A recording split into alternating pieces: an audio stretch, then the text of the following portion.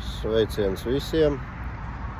Parādīšu, ko esmu izdarījis vidam, mazu update'iņu, jā.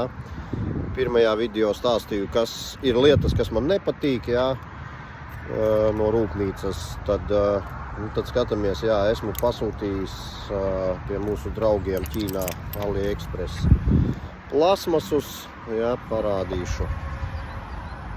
Te, kur ir plasmas, ko esmu iegādājies, jā, pielicis klāt, nekas tāds, jā, oriģinālās skrūviņas atskrūvējam vienu, izņemam klipsīti, liekam klāt, visu atpakaļ, klipsītis aiz malas un gumijas visas durvīm ir tīras, gan iekšējā, gan ārējā, respektīvi nemet dubļus no riepas, jo te ir vaļā viss, jā.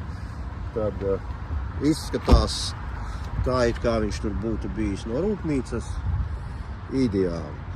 Otrā lietiņa, ko pieliku klāt, tas ir dubļu gumijas, jā, kas nebija ne priekšā, ne aizmugurē. Jā, visas kontūriņas, visas smuki pieguļ, tieši tāpat tās skrūve te. Klipsīts, viss. Un bumpers ir tīrs. Tieši tāpatās ir arī priekšā, ja? Klipsīts un skrūve apakšā un sliekšņi mums ir tīri. Ja, tas tāds mazais update'iņš, kas nebija no rūpnīcas, ja? Kas man ļoti nepatika, ka nav dubļu gumijas un tās arka ir vaļā.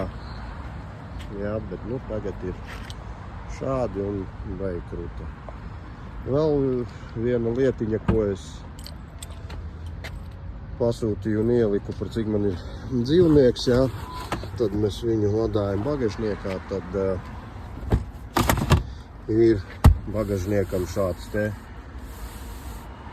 sauktā mākslīgā āda.